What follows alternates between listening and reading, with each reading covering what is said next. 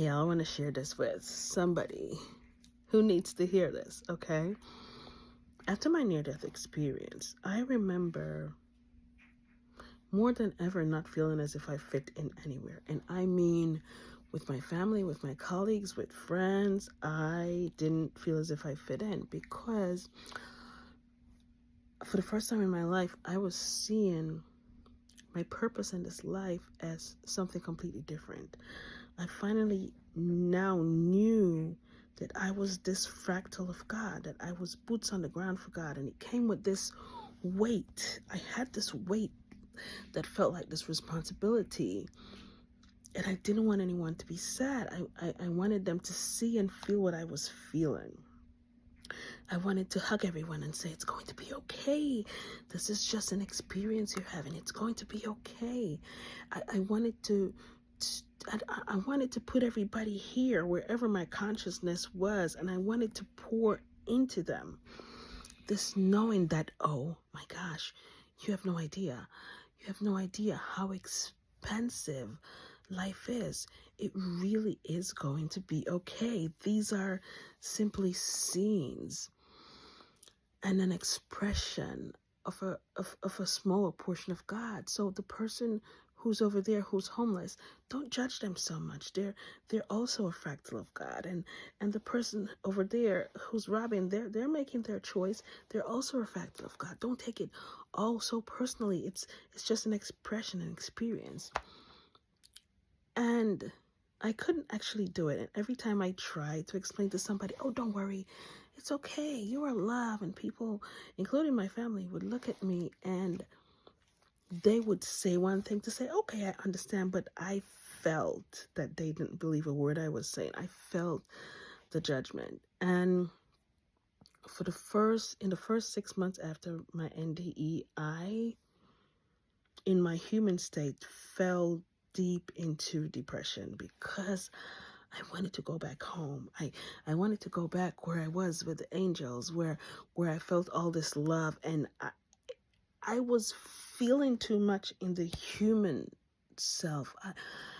And it just wasn't connecting. I was flip-flopping between frequencies of this knowing that I am, but trying to dumb down my conversations because people were no longer comfortable with the way I spoke. And knowing that many people kept saying to themselves, not saying to me, saying they were saying to me, okay, it was a dramatic experience. You will get over it. I think you are dreaming. It was just, you're confused. And while they were saying that, I felt the judgment. I felt the fear. The most thing that I felt from the people around me who were closest to me was fear. They were fearful of what I was saying, talking about, oh, I saw the angels and the angel said this. And the more I would say things and some of them would come to pass, they would say, oh, this thing that you said came to pass. And then when they saw that it came to pass, they become even more fearful than anything else.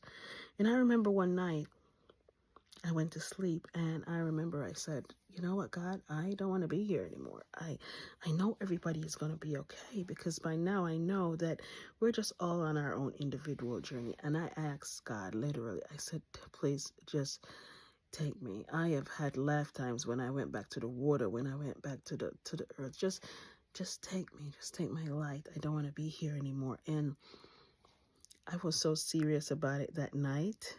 And I spoke to everybody as normal, but I just had this discerning within me that, okay, tomorrow I'm going to be back home, back to light, back to love, where I don't have to try so hard for people to understand that you are love, and we can be kind.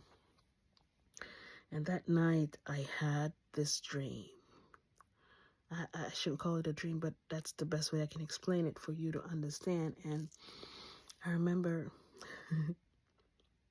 my guide set up this scene that was beautiful for me.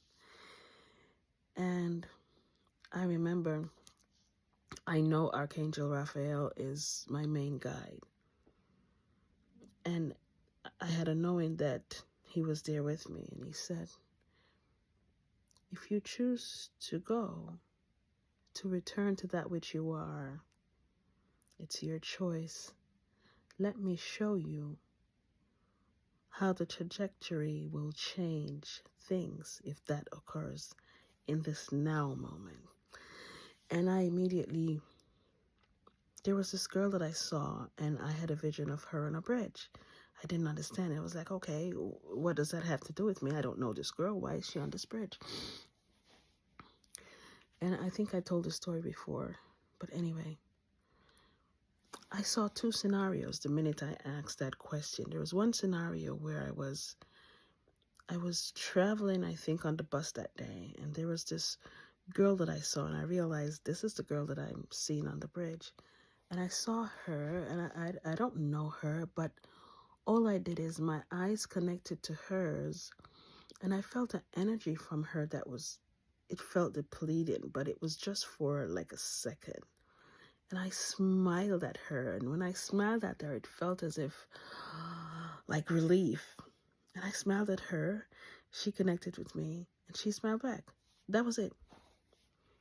But what my guide showed me was, I'm supposed to be there at that time to do just that. And it's not just a smile, it's an energetic transference between myself and her. God is using me as a vessel to deliver to her that day a frequency of remembrance that will trigger her to remember that she is needed in this world.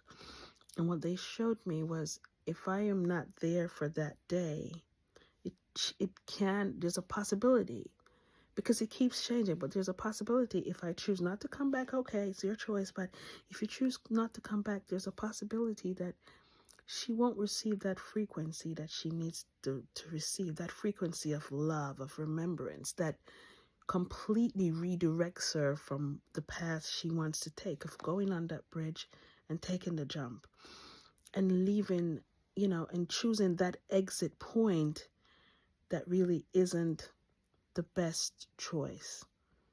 Now, there's so many scenes that happens in our lives every day. There's so many things that we're protected from, redirected from. There's so many things that, we change. Our GPS keeps changing and fluctuating according to the choices that we make. But by the time I got out of that dream that night, I realized how important all of us are on this planet. I realized how important every single soul who has breath, whether you're homeless. If you're homeless, you're there for a reason.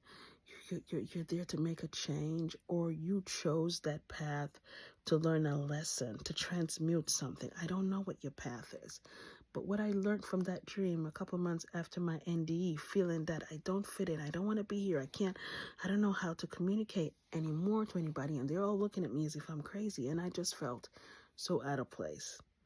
But what this taught me was, there's more to this life than just what we perceive every day as the norm.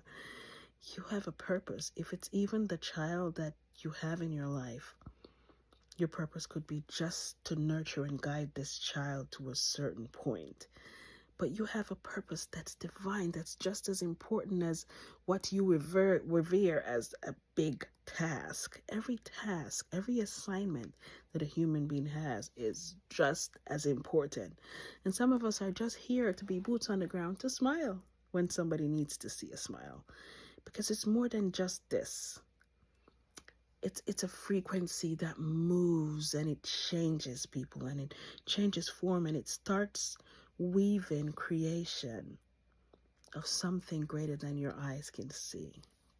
So I wanted to say this to anyone out there who really does feel as if, man, I'm misunderstood, I don't belong on this planet.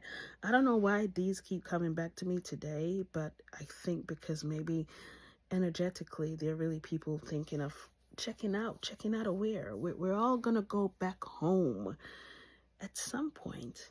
That's a sure thing. That's one thing you're sure of. But what I want you to do is express yourself in this now experience the best way you know how. And sometimes it starts by smiling at yourself. So do that, right? Take a very small sacred step. Smile at yourself. Say, I love you, self. And keep going, because your purpose is always changing, always evolving, and you're needed.